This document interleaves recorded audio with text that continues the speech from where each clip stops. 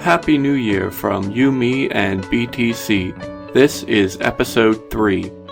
I'm not a big fan of New Year's resolutions, but that's our topic for today. 2014 in Bitcoin. Don't forget to visit our website, youmeandbtc.com. It's just Tim Baker and myself, Daniel Brown, today. Here we go.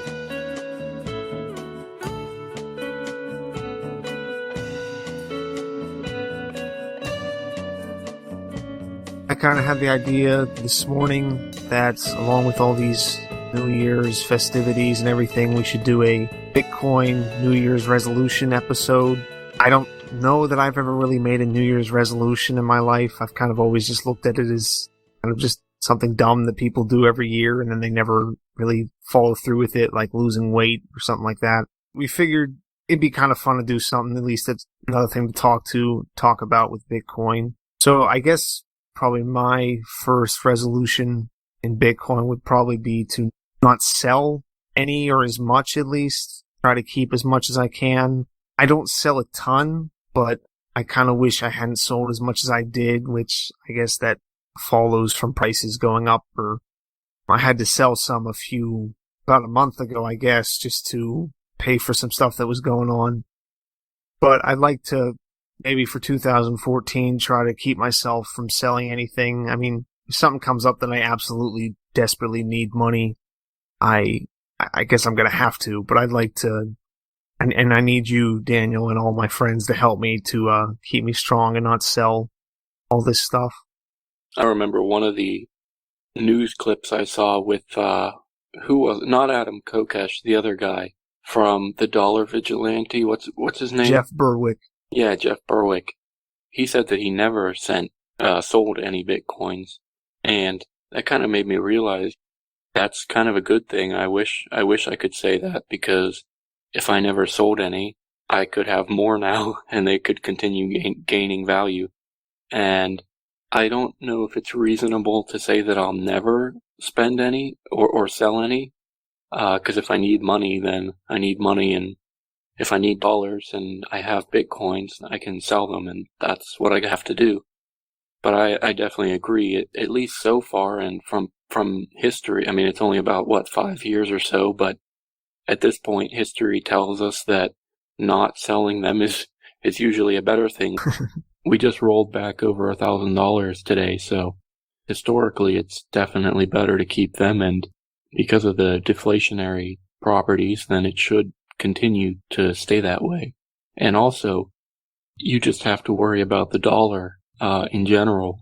If you have money in the banks or even dollar bills, you never know if someone could take them or how much value they'll have with the way the government's going and the debt and everything. And I forget what country it was, but the one country just was trying to, they were in too much debt and they were just gonna take money straight out of the banks. And people say that could never happen in America, but I mean, there's a lot of things that are going on now that people would have said was impossible. So yeah, you just gotta be careful, with your money. That was Cyprus, by the way. Cyprus, yeah, I could not remember that for the life of me the other day. Yeah, I guess for me, it's kind of more of a temptation thing that it's like all of a sudden I have, I mean, not a huge amount of money, but definitely a pretty big amount of money for someone in my economic condition. It's how much the value gone up over a year or something, like maybe like 15 to, I mean, at year end it was probably about 800, 850, something like that. So yeah. Yeah, that's my thing, is not going, oh, I have all this money, I could buy a car because I need to at some point pay off a car and at some point move out of my parents' house, which I guess that's another related Bitcoin thing, is to be out of my parents' house by 2015. But I mean, again, I don't want to, if I don't have to, kind of grab into my Bitcoin and start selling it. Partly just because I'm too afraid of it then going up in value even more, but also just, I like Bitcoin. I like using Bitcoin like that. I don't like having dollars that much. I'd rather have Bitcoin, so. Definitely. Having Bitcoin is convenient in a lot of ways. And we talked about before, but it's also important to remember that it's not just selling Bitcoin, but if you spend Bitcoin, then you lose that investment opportunity. And if the price goes up a lot, then you've lost out. We don't have to go through all that again, but a long story short, or the short answer is just to, as soon as you spend Bitcoin, just rebuy the same amount with dollars, and then you were able to spend the Bitcoin, but then you have the same investment opportunity because you bought them back and you're not going to lose out on any future gains. So that's helpful. One thing that's related a little bit is I'm kind of proud of this, but with the price going up as much as it is, right now I probably have 80 or 90% of my wealth is in Bitcoin, which was not true at all a while ago. And in one way that's scary because you never know what's going to happen with it. On the other hand, you never know what's going to happen with the dollar either. Yeah, it's risky in some ways, but I'm still kind of proud of that fact that I'm able to have so much invested in it. I guess it provides some evidence to, I mean, if you're talking to people and you're just like, oh, come on, get this. And it's like, oh, why? And you can kind of give, well, I mean, I'm putting my money where my mouth is, quite literally. I don't know if it's 90%, because I have some silver too, but I don't have that much, very much in a bank, because right before the big jump, it started, I don't know, around right close to 200, I was like, oh, I only have like 5 Bitcoin or something. I feel kind of stupid. And you were talking, I asked you, and you said you had a bunch. I was like, I need to start getting some. So then I kind of started buying some, and I was able to get it pretty cheaply, a decent amount right before it went up. And then I was able to get some more as it was going up. I think the most I've ever had was about 12. But yeah, I don't have that full amount now since I had to sell a few just to cover some stuff I had to pay for about a month ago. And then recently I've been trying to buy back little bits, like 0.25 at a time, if I knew I was getting paid. I guess that leads us into the second related resolution, which is to buy more often. I wish I had bought regularly, because I really didn't do much with my money. It just kind of sat there in the bank for a long time. The most money I would spend is on movies or gas or something like that. But it was probably the same way. 80 or 90% of my wealth was just sitting in the bank. I mean, I guess technically I was saving it. I know the interest rates are worthless, so I wasn't really trying to save in order to make money. I was just saving it for when I actually needed it. And I wish, if I was thinking, I could have put even just 10, 20 bucks a week, I could have put into Bitcoin. And if I had done that over time, I would have a whole lot more money right now, a lot more Bitcoins anyway. You're talking to the guy who didn't buy more when it was $20 a Bitcoin, so you're not going to get too much sympathy from me. I'm not asking for sympathy. I'm just trying to say how that's kind of a good plan, to buy regularly whatever you can afford. Just because as long as you're not spending too much, and as long as you remember that phrase, whatever you can afford, then you really, you limit and really almost eliminate the risk, because you're not putting more money in than you can afford to lose. So that just brings up that question about people who are new to Bitcoin. They're like, why, it's $900? I can't afford that. So buy a little bit. I think we may have talked about this before, about switching to more looking at them as millibits instead of full Bitcoins, just because it's kind of annoying to do that, because it's always going to be a decimal point of that to pay for most things you're buying. Well, yeah, people with millibits, that's kind of the beginning of helping people to understand how much you can divide a Bitcoin. Just because one Bitcoin is one Bitcoin doesn't mean you have to buy a whole Bitcoin. If we have millibits, then people will start to understand you can start buying and investing anytime. I know that I normally don't like to say the word investing when it comes to Bitcoin, because it's not really investing, but in some sense, that's kind of what it is. And yeah, millibits help people to understand how it works a little better. I think I've heard Bitcoin, especially by those dollar vigilante guys, it's normally called something like like a venture or something like that. It's like they shy away from calling it an investment because, yeah, it could very easily go to zero, which, I mean, you could argue anything could technically go to $0 value. Not a gamble. It's, Yeah, I'm not sure what word you're looking for, but I know what you mean. Yeah, it's like an investment, but it's also a lot more risky. Yeah, like a venture where you give money to a very new business that you don't know very well if it's going to succeed or not, and it's just more risky. So yeah, I know what you mean. so, buy more Bitcoins this year, build up your stash of them while you can, try to get in while it's still, I mean, who knows? This may be relatively low. It may be relatively high. I think it's pretty relatively low. Yeah, that's important to remember as well, how we are still fairly early adopters, and there's just looking over the last year how much things have changed. Not just the price. I mean, yeah, the price is going up so much, but also the mining difficulty is huge. ASICs are coming out everywhere. I mean, companies like Butterfly Labs are pouring millions and millions of dollars into Bitcoin related things, and BitPay, thousands of merchants now accept Bitcoin. So yeah, there's definitely, we're still growing. Yeah, of course, you can't tell the future, but I think it would be fair to say that we're very likely still relatively low in terms of price, just because of the growth we've seen and the growth we're in the middle of, and the growth that is likely to happen as we move on.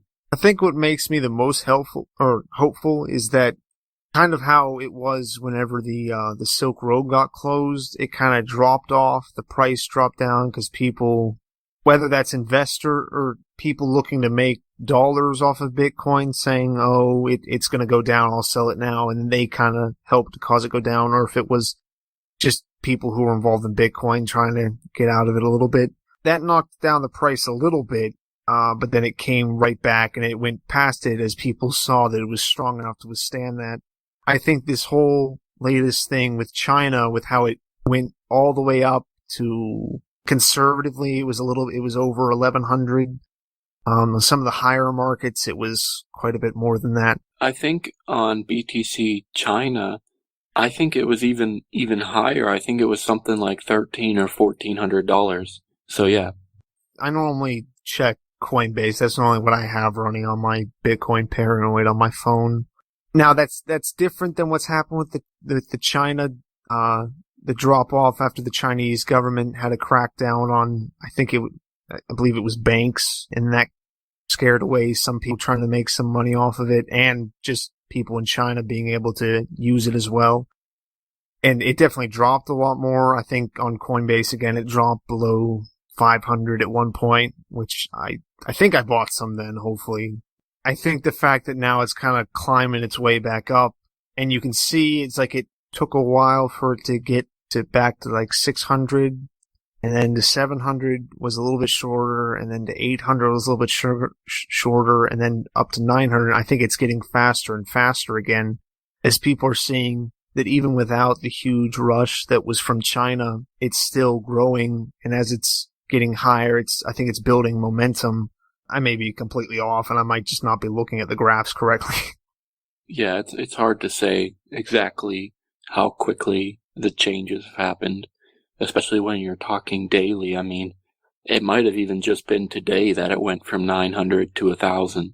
So yeah, it's hard to keep track of all these little changes. But yeah, the point is that, yeah, people still see strength, even though China kind of was a little bit shaky for a while.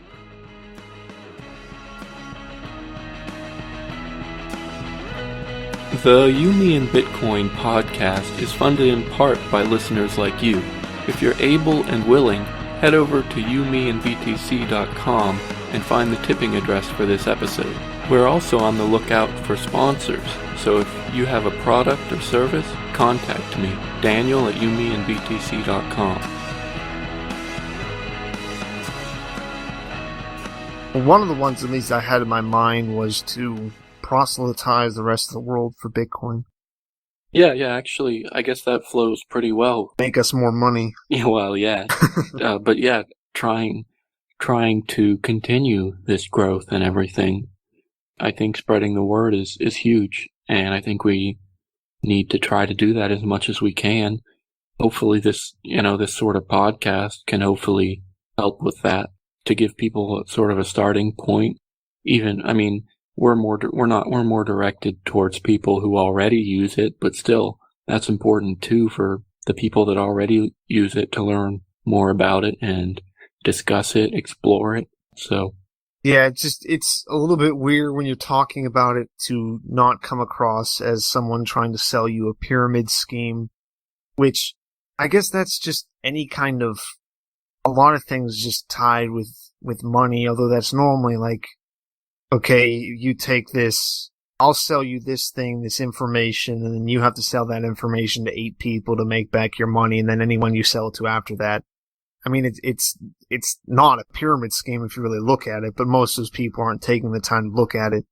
But still, when you start talking about something like that, it's like, why do you want them to do that? Why do you want other people so much to get into it? I mean, yeah, to be honest, I do want other people to get in it because then it makes my stuff go up in value too. But I would also like to see like the monetary power that goes around the world taken out of the hands of governments and their inflationary currencies. So it's not just my greediness that wants more people to get into it, but that is a big part of it. that's true. And the power shift is very important when it comes to Bitcoin. I remember Andreas Antonopoulos from Let's Talk Bitcoin was just saying how at first, when he thought Bitcoin was a currency, it wasn't too important, and he got involved, and it is a currency in some ways, but it's also important to remember the whole network and what it's about. And ultimately, he said, it's about giving power to the people, and in many areas of the world, we don't see this very much in America, and we kind of forget about it and set it aside. But for some people in some areas of the world, Bitcoin is their only hope. It's the only way that they're going to escape the oppressive regimes over them.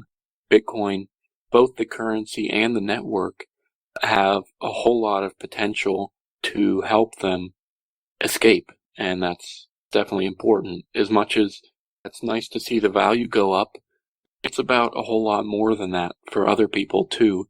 And that's also why we want to spread the word, because Bitcoin, there's a reason, a legitimate reason that Bitcoin exists. Oh, I mean, several reasons, but we want people to know those reasons. We want people to know why it works, what it's like, how to use it, what to do with it. We want to spread that information so that it's helpful to more people and to the world as a whole. And hopefully this podcast can help do that to some extent. I mean, you're already kind of doing some stuff with your blog. I guess for myself, I just need to get more comfortable with talking to people. I guess a lot of times with things, I worry about me just kind of sounding stupid and them just kind of just automatically turning off to something because I'm a stupid 20-year-old. So it's just like, okay, who is this kid? He lives with his parents. What does he know about any kind of economic stuff or just monetary, or just, it doesn't help that I don't know. I'm not a computer person really. So, I mean, I can figure some stuff out, but I can't explain to you code and how great the encryption for Bitcoin is, or how encryption for anything really is. I guess I could just focus on, the ability to just send money from me to you without it being cash, without having to meet you, but without any kind of a middleman, and just how kind of freeing that is, how much cheaper that is. I can send millions of dollars for very little cost. You try to move with a bank transfer millions of dollars, then you get a percentage fee thrown on it, and you're losing tons of money just to move money. and then you get a red flag for money laundering or something like that. Yeah, it's like, oh, who are you sending this money to? Who are you? Yeah. So yeah, that's true. Just there's all kinds of benefits just from the simple things. It's just easy to send money up to it can free people from oppression. So yeah, that's awesome, and we need to tell people about that. Well, I think the whole thing about being able to send money is just another instance of the internet kind of getting us to the point where it's like geography replaces with the internet, obviously, but it's like geography doesn't really, it's not such a boundary anymore. Like, I can talk with someone across the world, I can send them money, they can do, it has to be computer work, but they can get like a coded program to me, they can design a website for me if I want them to, and it's, besides it just being great to have those kind of economic lines that you don't have to worry about going across government lines. You can kind of just go over or through or however you want to think about it. But I think that also kind of just helps to kind of bring the world together. We don't look at that as that person as just some weird person in a foreign language, but that's just, I mean, it's another person. It's another person who wants to work or who I want to send money to donate to. And my hope would be that it creates more peace, I guess, which is what people say about the internet a lot. But I think Bitcoin could help with that too, hopefully. I mean, you never know. That's kind of just that's like best case scenario. I don't know what I'm trying to say. Something that we hope will happen and that could happen, but we'll have to see that dream realized over time. Since we're on the topic of spreading the word and everything, I just wanted to mention there's an article on the website, umeandbtc.com, about gifting Bitcoin, because that is really a helpful way to sort of introduce people. And this is also something that Andreas Antonopoulos said, but you can either try and explain it to them, which is a very difficult task, or you can just give them the Bitcoin and let them play with it and figure it out for themselves. So I think gifting Bitcoin is exciting, and just make it's real simple. Just make a paper wallet and with a QR code and let them scan the code into a wallet on their phone or on their computer, and they're good to go. And they can figure out the rest by themselves. But I wanted also to mention, I did give to 3 of my cousins, and 2 of them already knew about it. I haven't heard much from them since. They were interested, they loved it, and I don't think they had any before, but they did love it. One of them, though, actually was just talking to me yesterday about he wants to buy a miner now. Oh, nice. And really get involved, which is interesting. And I think probably up until the last 2 or 3 weeks, I had never met anyone. Okay, I remember one person, except for the last 2 or 3 weeks, that I met that had already heard of Bitcoin and that knew what it was, at least to some extent. I don't think he was too involved either. I don't think he had any, but he at least knew what I was talking about. In the last 2 or 3 weeks, I have met 3 people who, and probably more, but I can think of 3 people who, the word Bitcoin came up and they already had an idea of what I was talking about. And they didn't have a good grasp on the whole concept, and they still weren't involved completely. But I think it's just a sign that it really is spreading and the growth really is happening. We just need to keep it happening. Yeah, and I guess another way to this kind of adds on to what I was saying before about kind of joining the world together.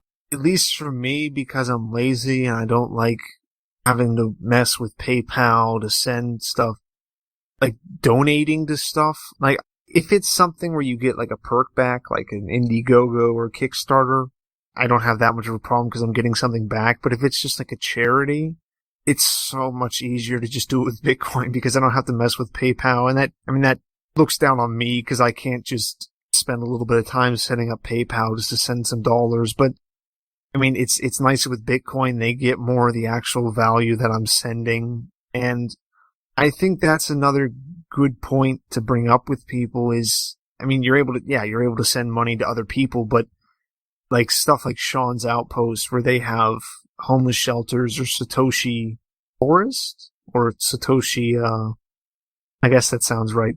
They basically purchased a park for homeless people to live. I believe it's in Florida.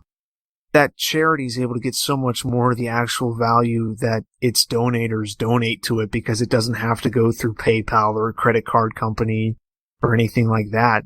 And at least for lazy people like me, I'm more likely to donate to something if it gives me an option to do it with Bitcoin, because then I can just, copy this code, put it in there, donate it, instead of logging into PayPal, figuring out if it's how long the money's going to take to get out of the account into that, and how much PayPal is going to take out of it, and everything like that. I think that could be definitely a good thing to bring up with people, and but I guess that's what I already said, so. Well, yeah, definitely charity. It's just an easier way to do charity, definitely. And there are several charities already, which I think is a good sign.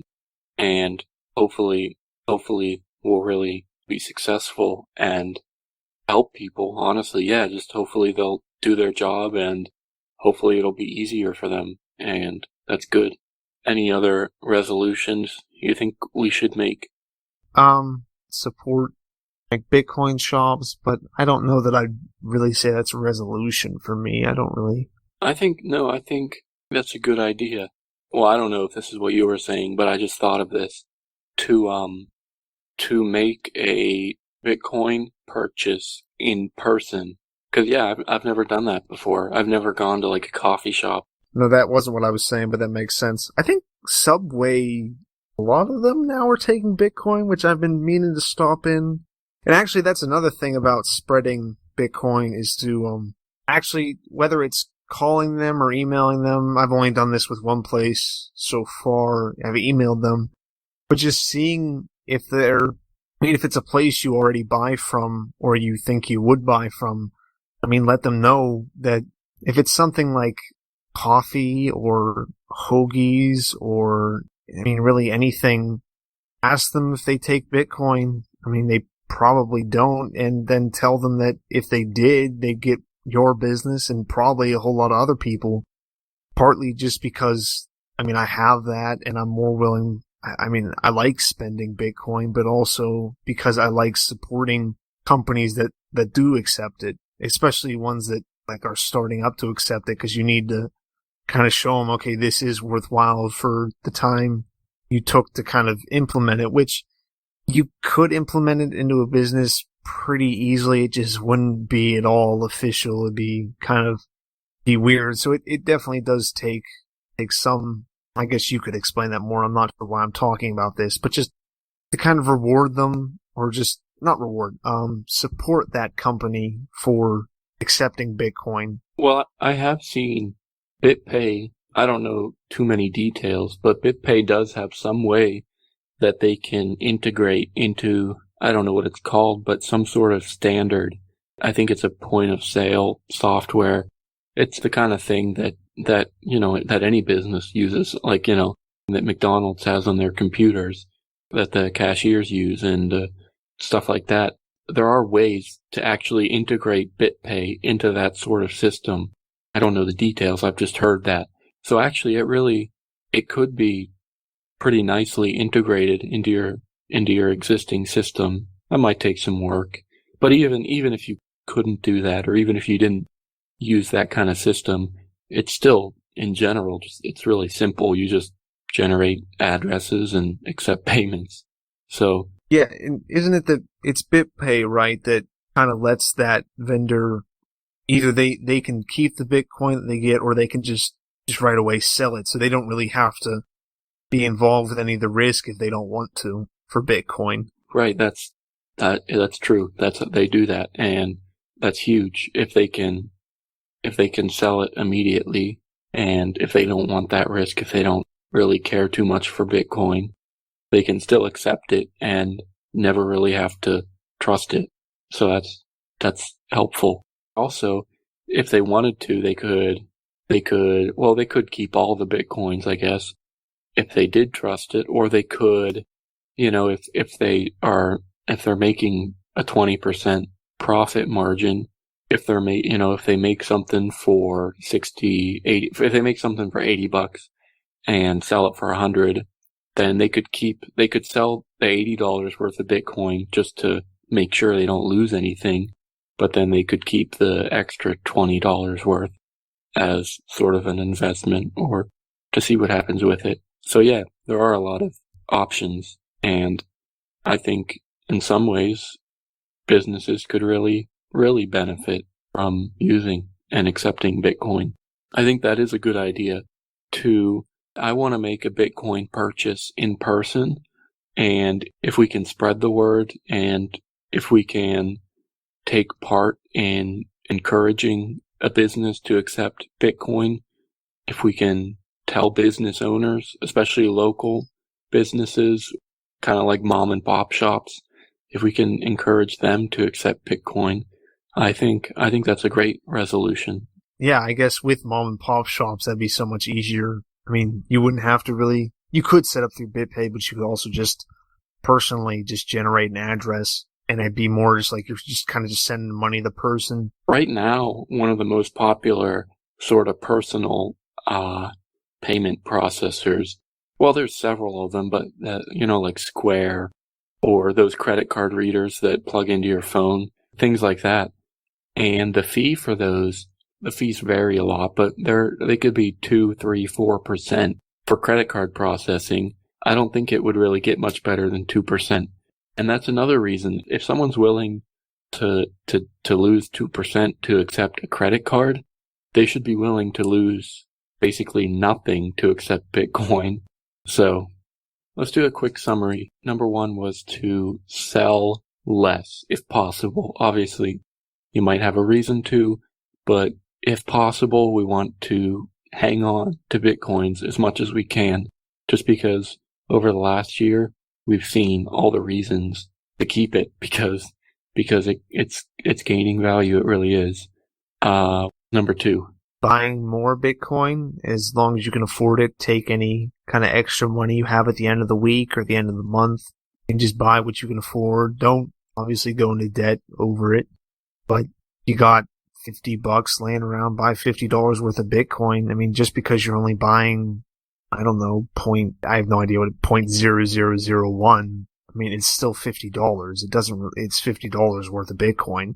That may go up, it may stay the same. It doesn't really matter. We need to kind of get out of the idea of just thinking about Bitcoin as just this one big number and think more in its divisible form. I'm pretty sure your math was way off on that, but the point is still the same, that it's supposed to gain value. Yeah. No, I know my math was terrible. I kind of just picked a number to so yeah.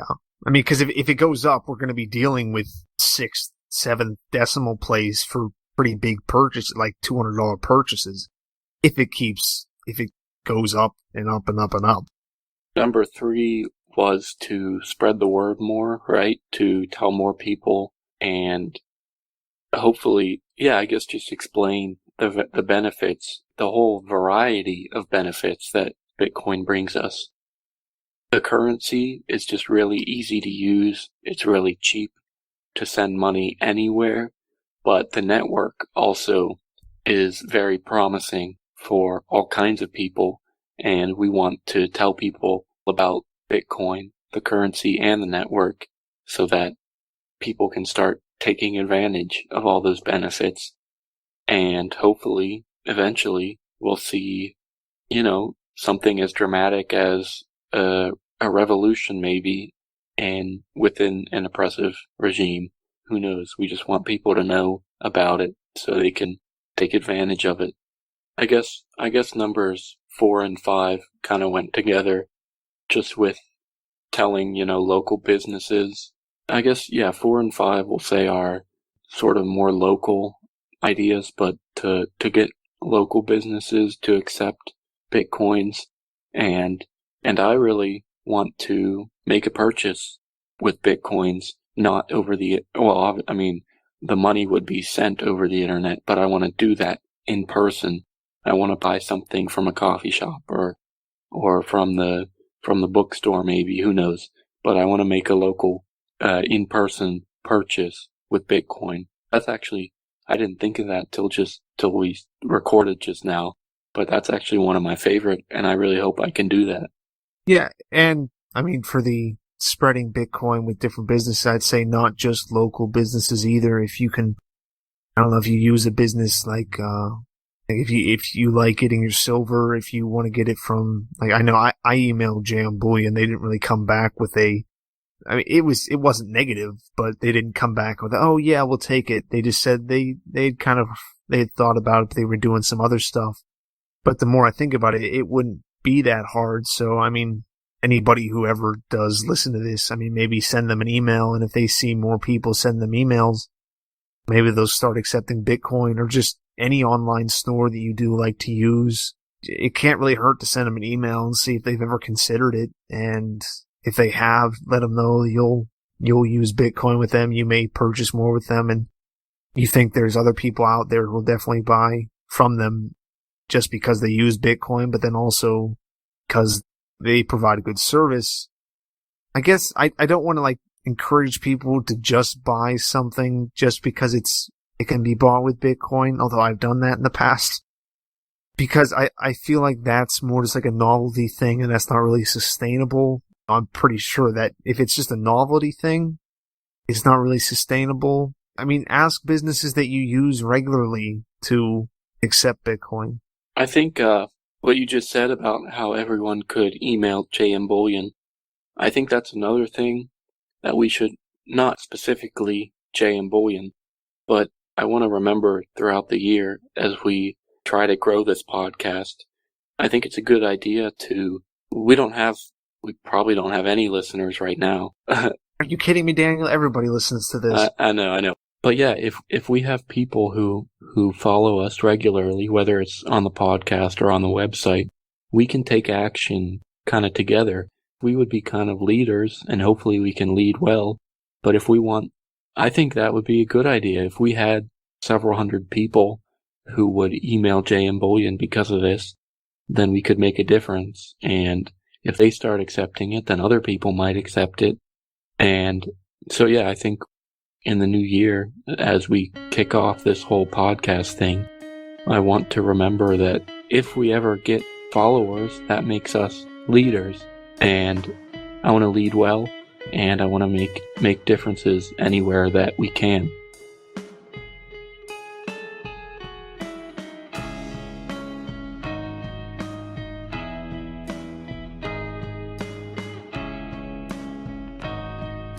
Thanks for listening to episode 3. Let us know what you think. Leave a comment or contact me, Daniel, at umeandbtc.com, and join us next time.